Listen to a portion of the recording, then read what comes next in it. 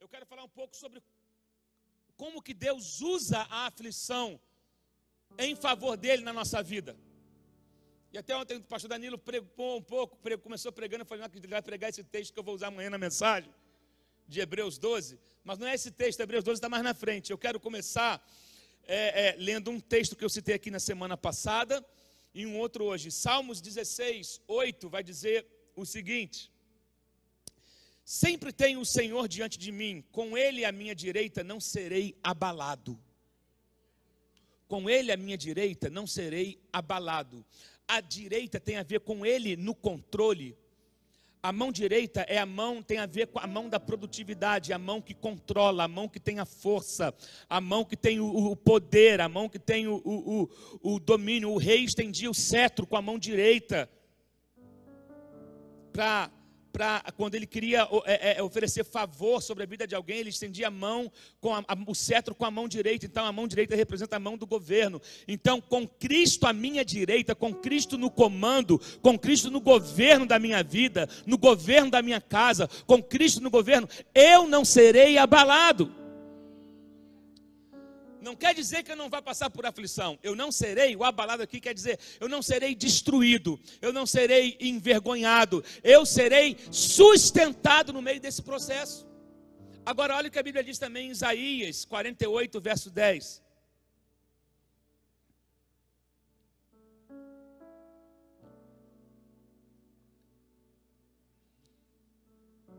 Isaías 48, verso 10 vai dizer: veja, eu refinei você, embora não como prata. Eu o provei na fornalha da aflição. Veja bem, Deus está nos provando nesse momento. E eu quero que você entenda como que Deus usa a aflição nas nossas vidas. Por exemplo, Ele usa a aflição nas nossas vidas para nos levar a um nível maior de dependência e de quebrantamento. Quando Jesus sentia a dor do que ele estava enfrentando, o Pai sentia a dor também. Amém? Ah, gente, que falta de falar para a congregação. Amém, igreja? Né? Então, o Pai não aprecia o processo de nos afligir, mas Ele se agrada dos resultados. Oh, meu Deus. Queridos, eu lembro que a primeira vez que eu tive que dar 4 chineladas no Isaac, foi. Isaac, ele era pequeno, ele tinha 5 ou 6 anos, e a gente estava num almoço, na casa de uma pessoa muito chique, e era um aniversário, e Isaac fez uma pirraça, gente, aquele dia, que minha cara ficou vermelha.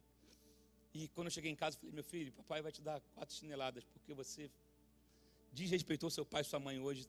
Eu dei 4 chineladas nele. E depois eu fui para o quarto, fiquei triste. O dia acabou para mim ali. O dia acabou. Porém, se eu não repreendo meu filho, ele cresce sem limites.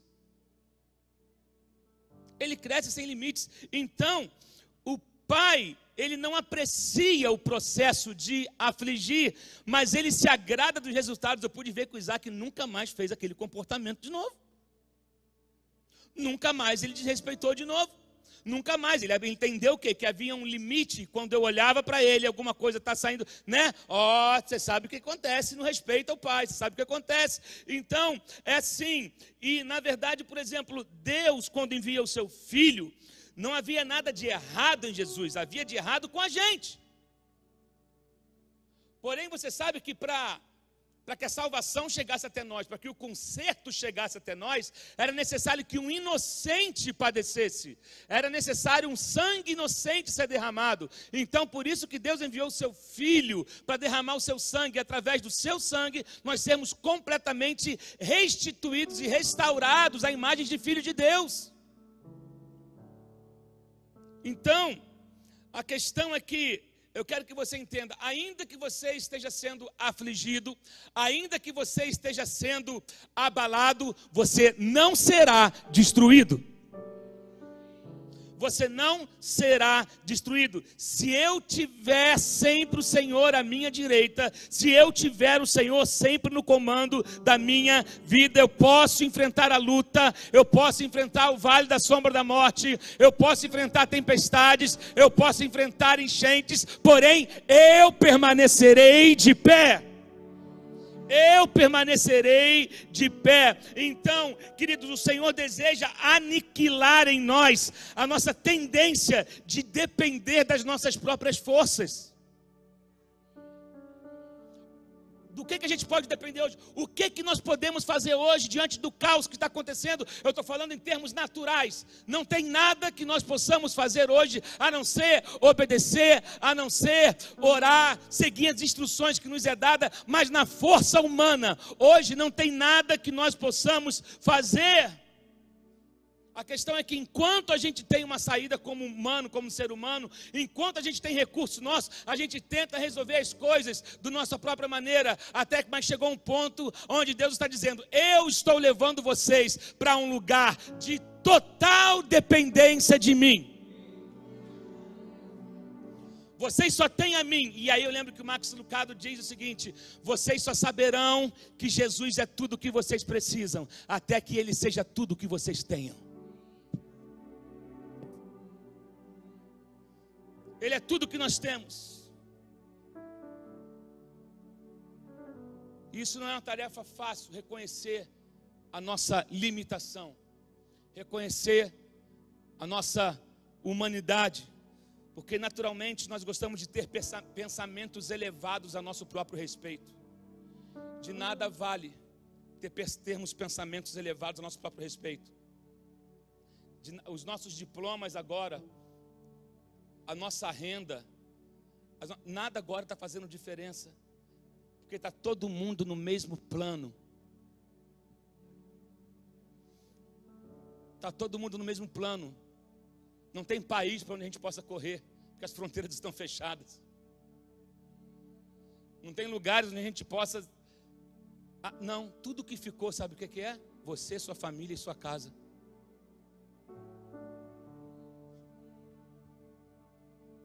Deus está falando: dependa de mim. Dependa de mim. Deus está nos chamando a um quebrantamento. Sabe, porque Ele é o único que pode nos sustentar nesse momento. Lá em 1 Timóteo 1,17 vai dizer: ao Rei eterno, o Deus único, imortal e invisível, sejam a honra, a glória para todo sempre. Amém. Né? Ao Rei eterno e imortal, invisível, mais real, a Ele tributamos, ministramos o louvor. Ele é o único, imortal, invisível, mais real. Então, nós às vezes poderíamos ter algum tipo de pensamento como: quanto mais sábio eu pareço, quanto mais maduro, mais sábio eu me torno. E em Deus até isso cai por terra. Quando a gente acha que é especialista em Deus, Deus vem e nos surpreende. Quando a gente acha que sabe tudo de Deus, não, eu vou sair dessa, eu estou tranquilo, não. À medida que, não, Deus chega e fala: não, querido, no reino de Deus não tem esse negócio de você amadurecer e nunca mais. Não, o reino de Deus é uma novidade a cada dia. Eu aprendo a ser dependente dEle a cada dia. Não existe especialista em Deus. Existem dependentes de Deus. Aquele que se acha um especialista em Deus, ele acaba se tornando um tolo. É isso que acontece. A única sabedoria que tenho é aquela que recebo dia após dia, para o momento, para aquele dia, para aquele momento, para aquela hora.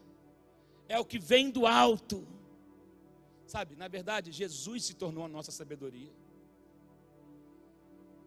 Jesus se tornou a nossa sabedoria, e nós só temos sabedoria se permitirmos que Cristo seja o nosso Senhor, ser guiado por Ele.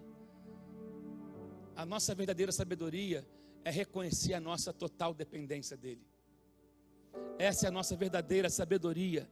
depender dele a cada dia, depender dele de manhã, depender dele à tarde, depender dele na hora que eu deito, depender quando eu acordo, depender quando eu tenho que decidir alguma coisa. Ele me dá sabedoria para o momento que eu preciso, na hora que eu preciso. Ele é a fonte de tudo que eu preciso, não há outro além dele. Sabe? Então, por isso que esse é o momento da igreja se voltar em oração ao Pai. Porque a oração, ela nos coloca no ritmo certo. A oração, ela nos faz entrar em ajuste com os planos e o propósito de Deus que Ele está fazendo agora. A oração me faz saber, Deus, eu estou alinhado contigo, eu estou andando na maneira que o Senhor quer que eu ande. A oração, ela serve para isso. Nesse momento, em oração, eu pergunto a Deus: Deus, você ainda, o Senhor, eu quero aprender a discernir esse tempo e estação. Eu quero aprender a discernir se eu estou andando na mesma frequência que o Senhor está, se eu estou andando em alinhamento contigo. Não podemos viver de achismos, irmãos. Temos que viver da dependência. E a oração faz isso com a gente. Sabe, Deus, para onde o Senhor está se movimentando agora? Para onde o Senhor está? Querido, quero que você entenda uma coisa: a nuvem anda. O povo ficava parado num deserto e só se movia quando a nuvem se movia. Por isso precisamos entender o que Deus está fazendo agora, para onde Deus está se movendo. E eu tenho que andar alinhado com Ele. A oração me faz perceber esse movimento que o céu está fazendo. Por isso que eu falo, invista tempo em oração, em meditação. Tenho falado isso desde a semana passada, em procurar ouvir a Deus. Não só falar com Deus, mas ouvir a Deus para entender e discernir o tempo e a direção que Ele quer soprar a nação nesse tempo. A oração é o ajuste pessoal dos santos. Meu Deus. Sabe, é o ajuste pessoal dos santos. A oração, ela vai determinar, revelar se você está em ajuste com Deus ou não. Agora, Deus também usa as aflições para nos impulsionar a outras dimensões em Deus. Deus usa a aflição para nos tirar de lugares de conforto, para poder discernir e entender o que Ele está fazendo e como Ele está se movimentando. Eu posso ver na vida de Sansão que um dos maiores sinais de bondade de Deus na vida de Sansão, demonstrada a Sansão, não foi o Sansão ter sido criado por pais piedosos, não foi Sansão ter recebido uma unção divina, não foi somente o poder do Espírito Santo que fluía sobre ele. Para mim, um dos maiores sinais da bondade de Deus na vida de Sansão é quando Sansão tem os seus olhos furados. Que isso, pastor? Porque quando você sabe que Sansão brincou com os segredos de Deus. Tem muitas pessoas com o chamado de Deus, ungidas por Deus, brincando com Deus, brincando com o ministério que receberam, brincando com o sacerdócio que receberam, brincando com os segredos que Deus confiou a eles. Sansão foi um cara desse, criado para ser um juiz, e acabou no final da vida, glória a Deus que Deus interveio no final por conta de uma oração que ele fez, mas ele passou por um período virando animador de auditório. Ele brincou com os segredos de Deus, mas no final de tudo, depois de ter os seus olhos furados, quando ele teve os seus olhos furados, foi aí que verdadeiramente ele pôde ver.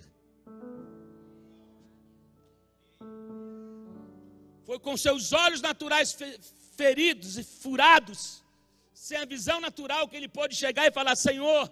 Ele chegou para o menino e falou: coloca minha mão entre as colunas. E ele faz uma oração de arrependimento. E por isso que eu falo, Deus não resiste a um coração arrependido, a um coração quebrantado. Deus vem até nós mesmo quando estamos caídos. Deus vem até nós mesmo quando nós não cumprimos toda a nossa parte no papel, mas nós nos voltamos a Deus em quebrantamento e arrependimento. Deus vem até nós. Deus veio até Sansão, e Sansão cumpriu o propósito dele, mesmo na sua morte. Ali ele estava sendo levado a um outro nível em Deus. Sansão, você se achava o cara quando tinha os seus cabelos longos, você se achava o cara quando você enfrentou 1000 homens com a queixada de um jumento, você se achava o cara quando você carregou os portões da cidade pesadíssimos no seu ombro, mas é o seguinte, nada disso define você. Eu quero que você enxergue numa nova dimensão. Quando os seus olhos naturais começam a ficar limitados de enxergar um palmo à sua frente, é porque Deus quer te mostrar uma nova dimensão, é porque Deus quer abrir os teus olhos numa nova dimensão, numa nova realidade espiritual, num novo plano espiritual. Eleva os teus olhos, Deus vai abrir. Talvez a tua oração tenha sido: eu não consigo enxergar daqui a uma semana.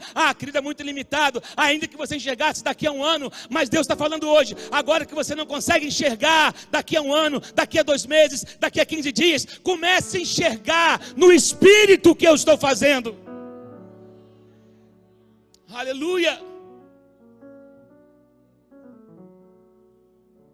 A aflição de Sansão o levou à maior realização do seu ministério. A aflição desse tempo presente não se compara com a glória que há de ser revelada a nós. A aflição desse tempo presente não se compara com a glória que há de ser revelada a nós. Há uma glória a ser inaugurada na tua vida. Há um nível de glória a ser inaugurado na sua vida. Há um nível de glória a ser revelado no seu ministério. Há um nível de glória que você não conheceu ainda. Deus está nos tirando do raso. Deus está nos tirando da superficialidade. Deus está nos tirando de uma vida medíocre, religiosa, e nos levando a viver um outro nível, uma nova dimensão em Deus. Glorifica o Senhor na tua casa. Deus usa a aflição também para revelar o seu amor por nós. Deus quer usar esse período que muitos estão: Senhor, o que será de mim agora? Não esperava passar por isso agora. Deus quer que nós conheçamos o amor dele por nós. Aí Hebreus 12, texto que o pastor Danilo usou ontem, vai dizer: pois o Senhor disciplina a quem ama e castiga todo aquele a quem aceita como filho.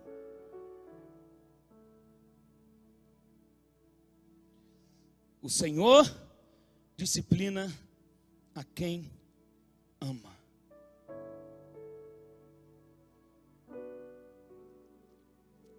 Engraçado que certa vez Jó chegou para Deus e reclamou a respeito dos ímpios.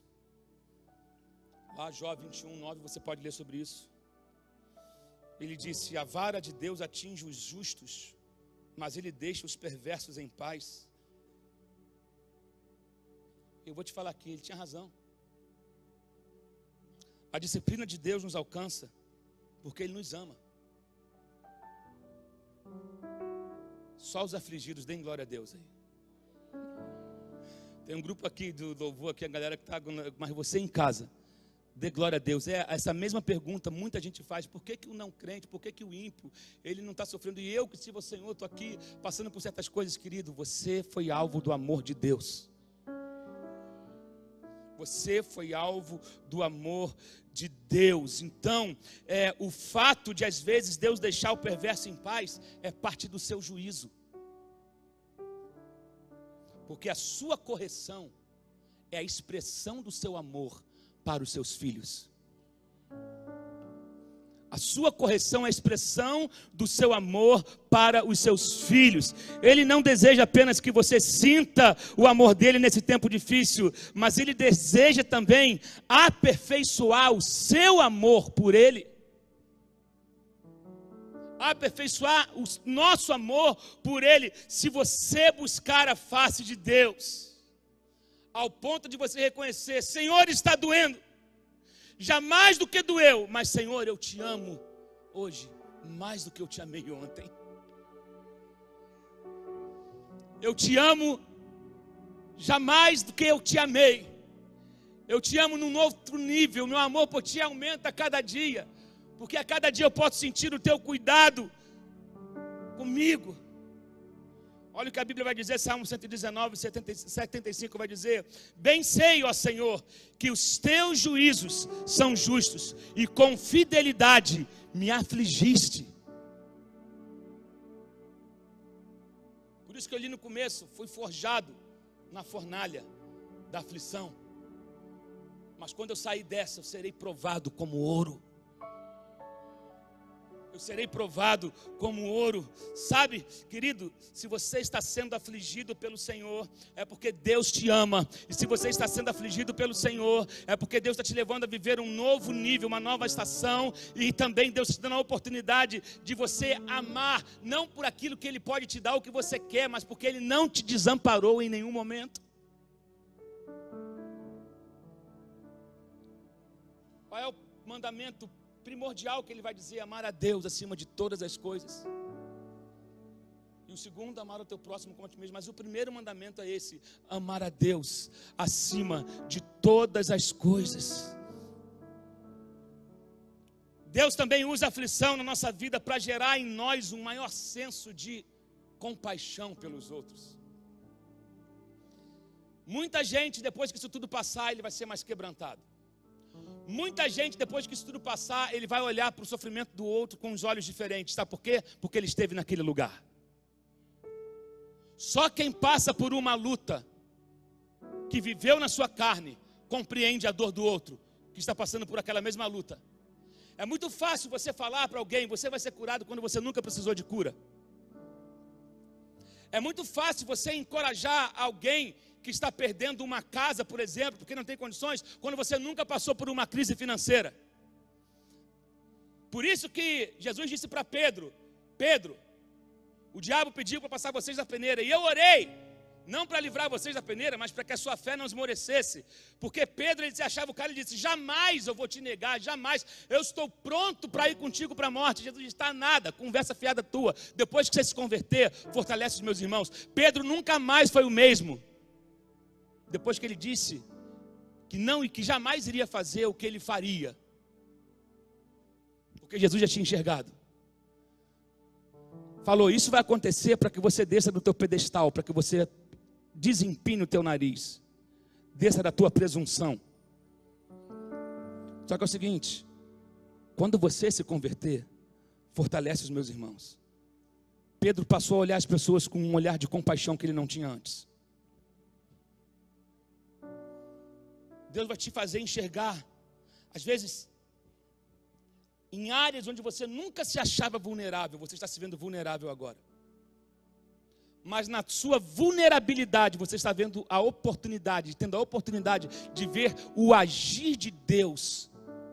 E como que Deus está moldando você. Talvez você está sendo suprido por pessoas, recebendo ajuda de pessoas que você nunca podia imaginar. Ou talvez algumas pessoas, você que me assiste, está tendo que descer do seu orgulho e pedir ajuda a alguém, coisa que você nunca teria coragem de fazer antes. E eu quero dizer, isso vai passar, e já está passando. E quando terminar, você vai encontrar pessoas que estão passando por situações que você jamais pensaria passar hoje. E você vai entender: eu já estive naquele lugar, então eu vou estender a mão e eu vou exercer misericórdia e compaixão, porque eu já estive ali.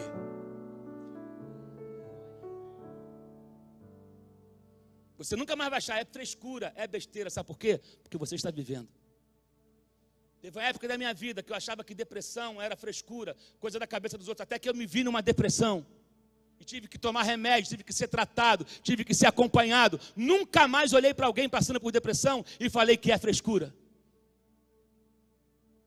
Porque quando você conhece a dor, e você suporta ela e atravessa e a vence, você passa a ter integridade e autoridade para falar sobre aquilo. Porque uma coisa é falar de algo sem nunca ter vivido. Outra coisa é quando você fala, aí você ganha integridade. Deus está fazendo com que a fé de muitos ganhe integridade nesse momento. Algumas pessoas tinham fé no discurso, você agora teve que colocar a fé no campo de batalha. Você teve que descer com a fé, tirar ela da prateleira, tirar ela da sua garganta e trazer ela para suas mãos, trazer ela para sua boca, trazer ela para os seus pés, exercitar a sua fé. Deus está te dando um olhar de compaixão. Deus está formando em você um coração compassivo.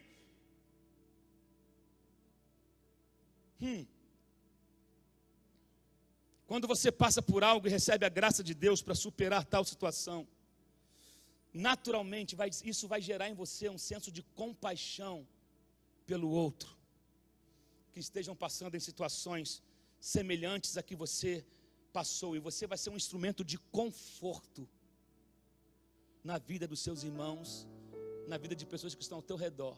Então não despreze essa fase que você está vivendo, porque Deus está formando um instrumento em você, um instrumento de conforto. Sabe, eu creio que Deus quer levantar ministérios nesses dias, por exemplo, para liberar o seu poder de cura. Deus está levantando ministros de cura nesses dias. No entanto,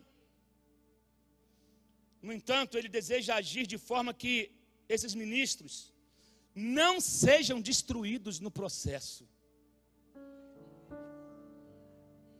Porque há um risco de ministros que desenvolvem seus ministérios serem destruídos no processo. Quando é esse risco? Quando ele acha que ele é a fonte da cura.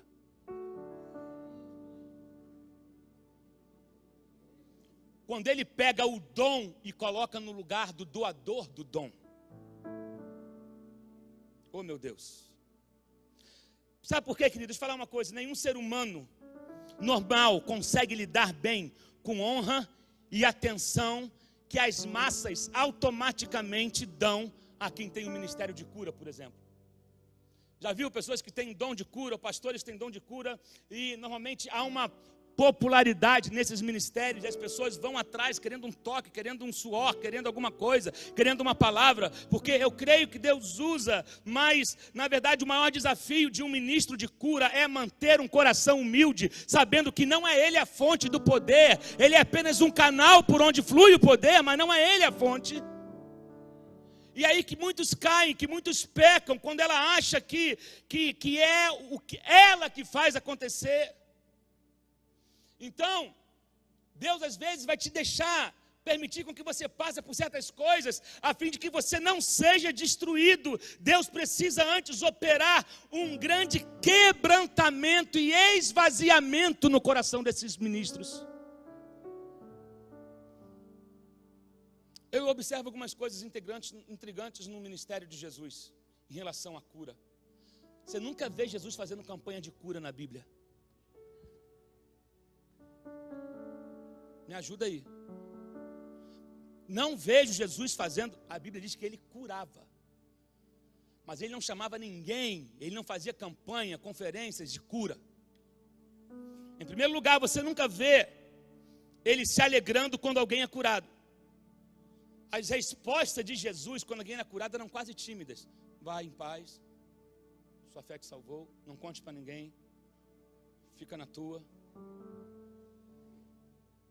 Seu procedimento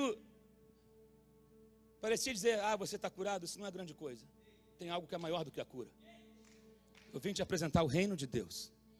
Porque tem muitos curados indo para o inferno.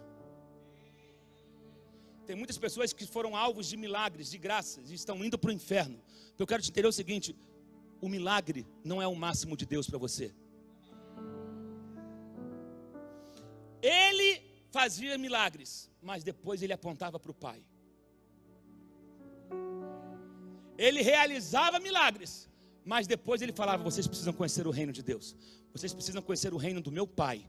Vocês precisam conhecer o meu Pai, porque o meu Pai, a cura não é o máximo de Deus para você. A prosperidade não é o máximo de Deus para você. Deus quer que você conheça o Pai. Deus quer que você tenha um relacionamento íntimo com Ele. E outra coisa, eu nunca vejo Jesus ensinar as pessoas sobre cura divina ou como ser curado. Ele ensinava sobre relacionamento com o Pai. Ele não tinha 7 passos para a cura.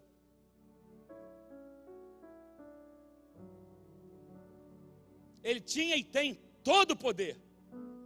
Mas o maior objetivo de Deus nessa terra, de Jesus nessa terra, era revelar o Pai. É nesse ponto aqui, e Bob Sorge vai dizer sobre isso, que alguns ministérios de cura trabalham contra si mesmos. Nos dias atuais, o Senhor quer levantar ministérios de cura, cuja mensagem não seja de cura, mas conheçam a Jesus. Oh meu Deus, você não está entendendo. Jesus está levantando ministros de cura, não para pregar sobre cura, mas para pregar sobre Jesus. E porque você prega sobre Jesus, os milagres vão acontecer, porque é impossível onde Ele está presente não haver cura. A questão é, a cura não é o centro, o milagre não é o centro. Vocês precisam conhecer o Pai, o Filho e o Espírito Santo. Vocês precisam viver o reino, e porque Ele pregava o reino, a cura vinha. Meu Deus, a cadeia era quebrada, os cativos eram libertos, porque o reino de Deus, quando estabelecido, existe cura, existe restauração, existe renovo, existe novidade de vida. Pessoas serão curadas, mas a mensagem que elas irão ouvir é a respeito do reino. Ao invés de ouvir como conseguir o que Deus quer, o que você quer de Deus, as pessoas serão curadas e em seguida direcionadas, sabe, a um relacionamento de amor com o Senhor. É disso que nós temos que ser ministros. E às vezes Deus também usa a aflição para nos encorajar, e para que nós possamos encorajar a outros. Colossenses 1:24, Paulo vai dizer: agora me regozijo nos meus sofrimentos por vós, e preencho o que resta das aflições de Cristo na minha carne, a favor do seu corpo, que é a igreja. Eu não penso que Paulo estava apenas se referindo ao espinho na carne, mas eu também entendo que o espinho na carne era parte da aflição. Porém, você sabe que Deus disse para Paulo, Paulo pediu para Deus tirar dele o espinho na carne, e Deus respondeu, não. Não também é resposta.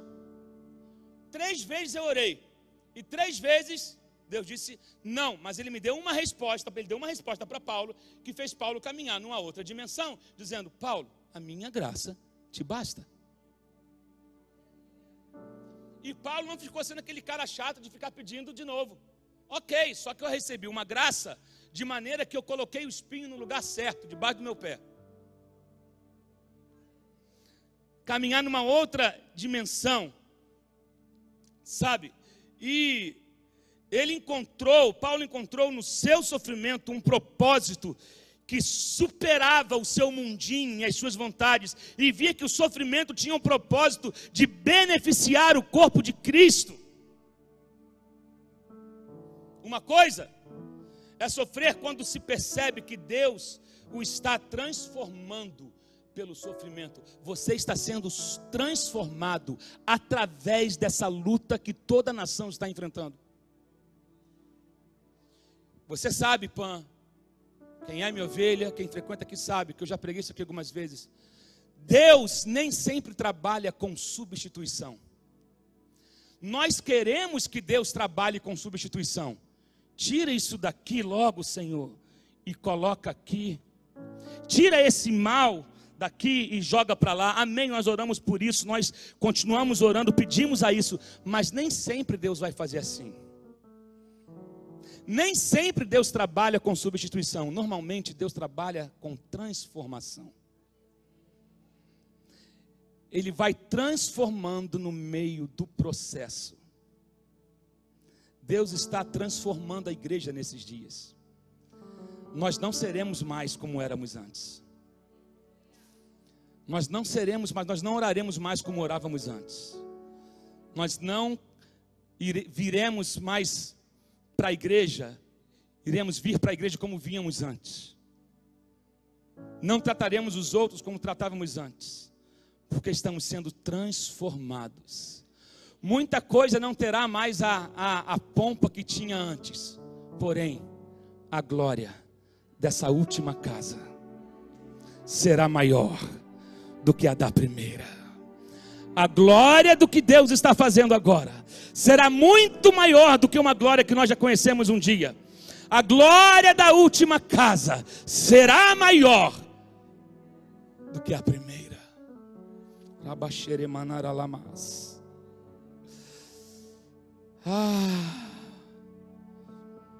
Outra coisa é sofrer quando... Uma coisa é sofrer quando eu sei que Deus está me transformando no processo. Outra coisa é quando isso não opera nada além de dor na sua vida, mas gera vida no corpo de Cristo. Às vezes na minha vida eu não vou ver grandes mudanças, mas através do meu comportamento, do meu posicionamento, eu vou ver uma mudança no corpo. Deus está me usando para fazer parte dessa mudança. Oh meu Deus. Essa é a descrição do ministério de Paulo. Para mim, morte. Para vocês, vida. Aleluia. Oh meu Deus, quem está entendendo isso aí? Sabe, o sofrimento de Paulo beneficiou a igreja em diversas formas. Tantas coisas que às vezes a gente olha e fala: poxa, Paulo foi preso, mas foi na prisão que ele pôde escrever as cartas. Talvez se ele tivesse com uma agenda cheia, lotada, sem tempo para nada, a gente não teria Gálatas, Efésios, 1 Coríntios, 2 Coríntios, 1 Tessalonicenses. A gente não teria carta de Paulo para Timóteo. A gente não teria cartas que ele escreveu o quê? Quando estava numa situação desfavorável. Aproveite, você está num tempo hoje que você não pode fazer nada além de ficar na sua casa. Faça alguma coisa de útil. Pega a sua caneta, comece a escrever cartas. Cartas de encorajamento. Cartas do que Deus está te mostrando pela janela. Eu tive em Éfeso, onde Paulo ficou preso.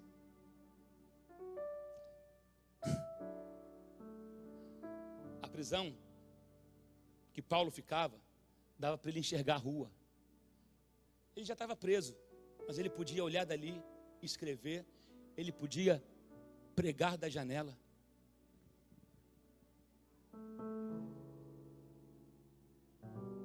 Gente, quem entende que tem um chamado, ele vai usar isso em qualquer circunstância.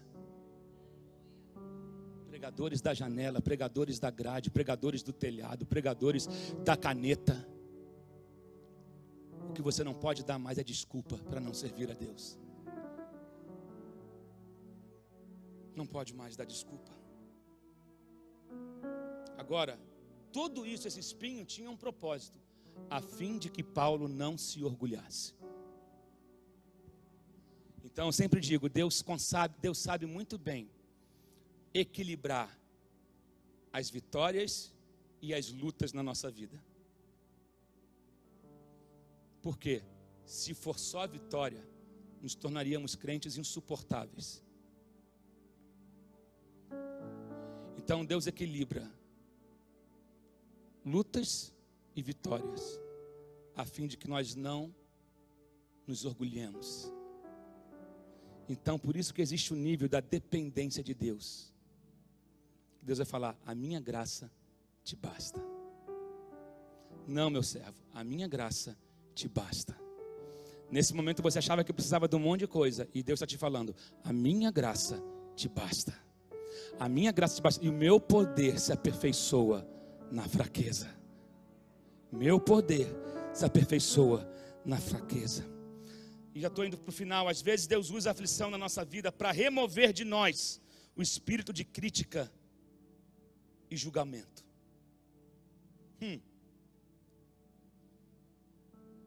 Aqueles que sempre tiveram bens e riqueza são os mais insensíveis aos pobres. Aqueles que sempre tiveram boa saúde são os mais insensíveis aos doentes. Aqueles que sempre foram fortes são os mais insensíveis aos fracos. Normalmente é assim, como eu falei antes. A gente é moldado a partir do momento que a gente começa a passar por lutas que nós nunca conhecíamos, dores que nós nunca tínhamos vivido antes. Então, nesse processo, Deus vai moldando em nós. Às vezes a gente paga com a nossa própria língua. Eu jamais faria aquilo. Agora, você está se vendo dependendo de coisas que você achava que nunca fosse depender. E você julgava quem dependia. Então Deus está fazendo algumas pessoas dobrarem a língua agora. Sabe? Então, atitude de crítica, atitude de julgamento, Deus está removendo do nosso meio. Oh Deus. E às vezes a gente criticava, não, fulano está nisso porque ele fez alguma coisa na vida dele. E a gente acha que toda luta que alguém passa, a gente quer apontar logo para o diabo, ou como sendo pecado. E a gente esquece que temos um Deus que está no controle. E às vezes Deus dá uma sacudida na nossa vida, para que a gente desça do nosso senso crítico, para que a gente jogue a capa de juiz fora. Ei, não é tempo de ficar julgando ninguém, criticando ninguém. Hoje é tempo de você olhar para a sua própria vida, olhar para você e ver o que tem que ser transformado e mudado em você. A Bíblia fala que a misericórdia de Deus triunfa sobre o juízo. Deus quer produzir em nós um coração misericordioso, um coração que abraça aqueles que estão sofrendo e que seja totalmente livre para tocá-los com o poder e a graça de Deus. É tempo de misericórdia, é tempo de chorar, é tempo de se humilhar e de se quebrantar na presença de Deus. E aqui eu vou terminar. Algumas vezes Deus usa a aflição para restaurar o verdadeiro cristianismo. Muitos dos que são cristãos hoje, muitos de nós não conhecíamos até então a plenitude do cristianismo autêntico, de um cristianismo autêntico e pleno. Eu também me incluo nesse grupo. Falamos do nosso discurso, ouvimos mensagens de tantos pastores, tantos homens de Deus. Mas hoje estamos tendo a oportunidade de viver um verdadeiro cristianismo. E o cristianismo foi projetado para acontecer no meio de avivamento intenso e integral. Infelizmente, para muitos de nós, o cristianismo se tornou uma vida de rituais e sem poder nenhum. Bons de agenda, de eventos, mas não conhecemos o poder sobrenatural de Deus. Sabe o que acontece? Nos faltava prova, nos faltava luta, nos faltava pressão. Você pode discordar de mim, mas é o que eu creio. O verdadeiro cristianismo se perde quando as pressões diminuem. O verdadeiro cristianismo se perde. Atualmente, o Ocidente tem apenas vestígios do verdadeiro cristianismo, porque temos sido muito mimados com luxos, conveniências e facilidades modernas. E Deus está nos chamando para voltar para a essência. Sabe, as nossas orações não têm mais lágrimas. Nossa adoração não passa de um ritual. Nosso estudo da palavra é feito por conveniência. Nossos esforços evangelísticos são vergonhosos.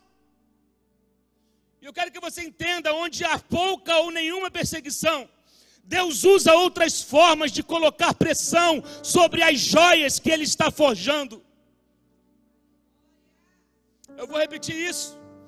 Onde há pouca ou nenhuma perseguição, Deus usa outras formas de colocar pressão entre as joias que Ele está forjando.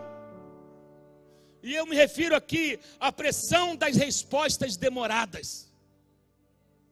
Oh Deus, aonde há grande perseguição, só existe uma categoria de cristãos: discípulos.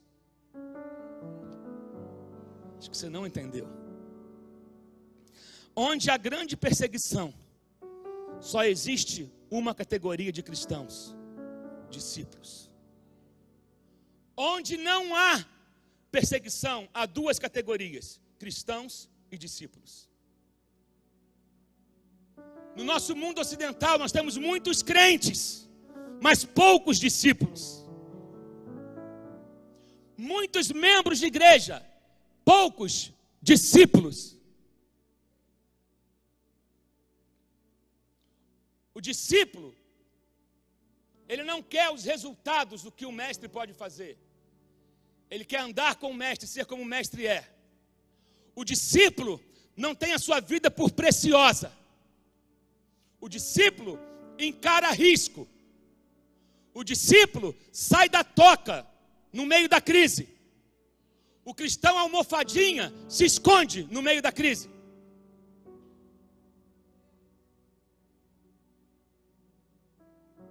Meu Deus, é terrível isso, que Deus tenha misericórdia de nós, a fim de que os cristãos se tornem discípulos.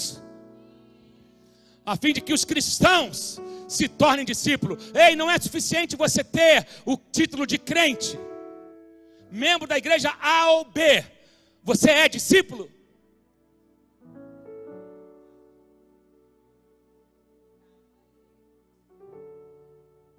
Estou perguntando de novo, para você pensar. Você é um crente ou você é um discípulo? Uma das razões pelas quais Deus envia ou permite dificuldades financeiras, físicas e familiares é porque Ele deseja que o fogo das respostas demoradas inflame e desperte o nosso coração pelo zelo do Senhor. A resposta está demorando, deixa o fogo arder. A resposta está demorando, coloca mais lenha no teu altar. Meu Deus, onde não há sofrimento, o cristianismo perde sua verdadeira natureza. O cristianismo só consegue manter a sua forma original quando está sob grande pressão. Sabe? Como que a pureza da igreja primitiva foi mantida? Por conta do fogo da perseguição que havia contra ela. Eu lembro que o fogo desceu em Atos 2. E a promessa se cumpriu. Só que os discípulos foram ficando acomodados, porque Jesus tinha falado, permaneçam na cidade até que, não é isso? Até que do alto seja revestido de poder. Aí em Atos 2, estavam todos reunidos num só lugar, 120 pessoas, blá, blá, blá, blá. O fogo veio, uau, lambeu tudo, veio línguas de fogo, várias pessoas batizadas no Espírito Santo, o evangelho foi pregado, 3.000 pessoas se convertem só naquele momento. Tal. Só que a partir dali já era para eles terem começado a missão, mas no capítulo 8 eles ainda estão no mesmo lugar. Aí Deus vem e desencadeia uma perseguição. Por quê? Nós temos mania de pegar o que Deus fez, ou uma experiência, e tornar ela em monumento. E aí eu fico adorando ao redor daquilo que Deus fez. Aleluia, o fogo desceu aqui. Aqui vivemos isso, xaramanai, aleluia, fogo, fogo, fogo. E aí eu me torno um religioso, um idólatra de um movimento que Deus fez. Aí Deus desencadeia, eu boto uma pressão contra a igreja. O povo teve que se espalhar, mas através desse espalhamento o evangelho começa a chegar em Samaria. Lembra?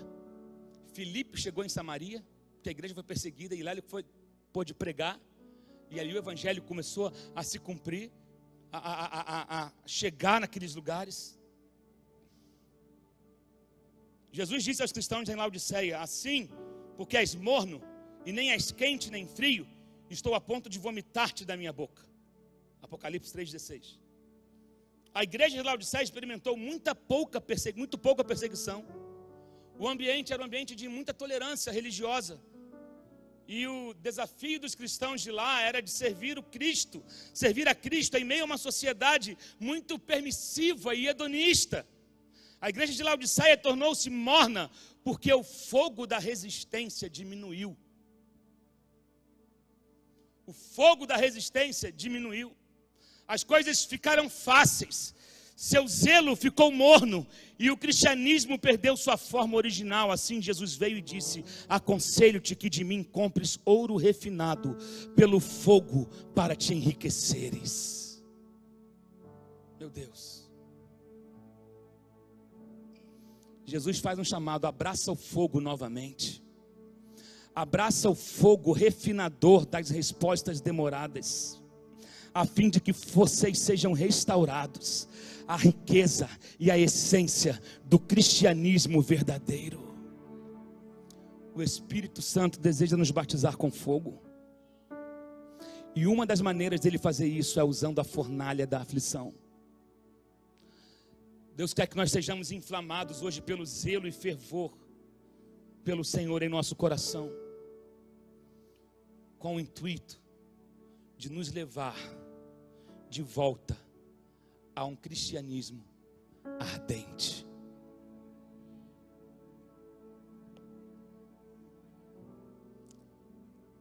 O intuito de nos trazer de volta a um evangelho ardente, de um fogo, o fogo que refina o ouro. É esse fogo que nós precisamos em nós. O ouro é cheio de impureza, irmão, você sabe disso. Quantas mensagens já ouvimos a esse respeito? Quem você é hoje? Você é um cristão, você é um crente ou você é um discípulo?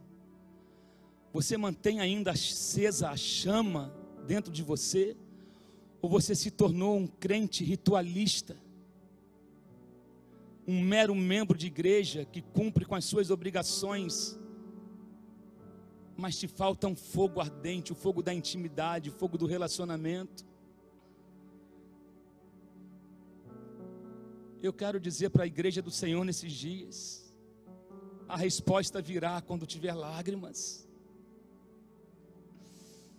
Está demorando a resposta vir, porque ainda não nos quebrantamos ao ponto.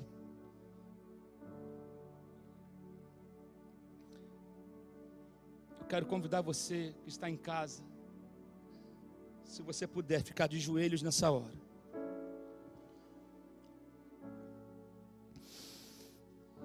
E você se quebrantar diante da presença do Senhor, pedindo ao Senhor misericórdia. Misericórdia de nós, Senhor, misericórdia da tua igreja. Misericórdia, Senhor, não queremos ser meros cristãos, ó Deus. Tem misericórdia do teu povo. Nós nos arrependemos e nos quebrantamos, Senhor. Ó Deus. Ó Deus, tem misericórdia de nós. Que nos tornamos crentes rasos, ritualísticos, e perdemos, ó Deus, as lágrimas, perdemos a compaixão, perdemos o zelo. Nós queremos nos voltar para o Senhor nessa manhã, pedir que o Senhor tenha misericórdia de nós. Oh Deus, completa a tua obra que o Senhor começou. Mas não nos abandone, não nos deixe, Senhor.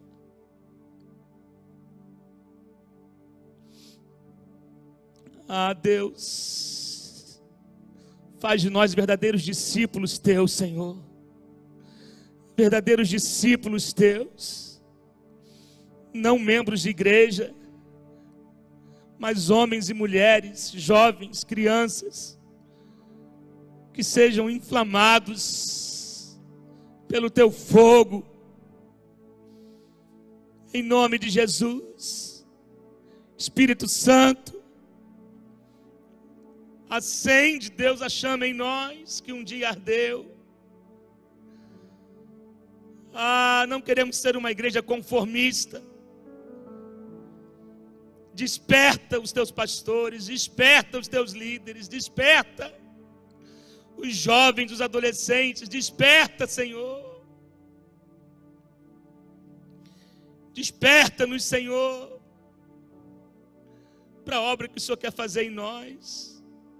Que possamos estar atentos, ó Deus, em todo tempo. Que possamos discernir as estações, o tempo e a estação desse momento agora. Eu clamo a Ti, Senhor. Eu clamo a Ti.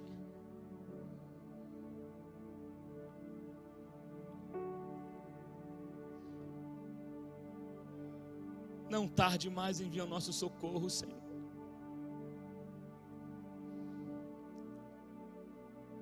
nos transforme, até que isso possa passar adiante de nós. Nos coloque no ponto, Senhor. Tudo que nós temos é o Senhor. Para onde iremos nós, se só Tu tens a palavra de vida?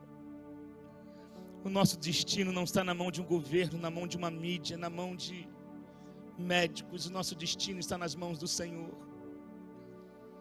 Tu és aquele que controla o limite da pressão. Tu és aquele que controla o termostato do fogo. Tu és aquele que está no controle, conhece a nossa estrutura, lembra de que somos pó. O Senhor sabe que nós somos totalmente dependentes do Senhor. A minha oração é que o Senhor nos fortaleça. Fortaleça o nosso corpo, a nossa alma e o nosso espírito. Que possamos suportar esse processo com paciência. E que possamos experimentar a cada dia a provisão e o favor do Senhor.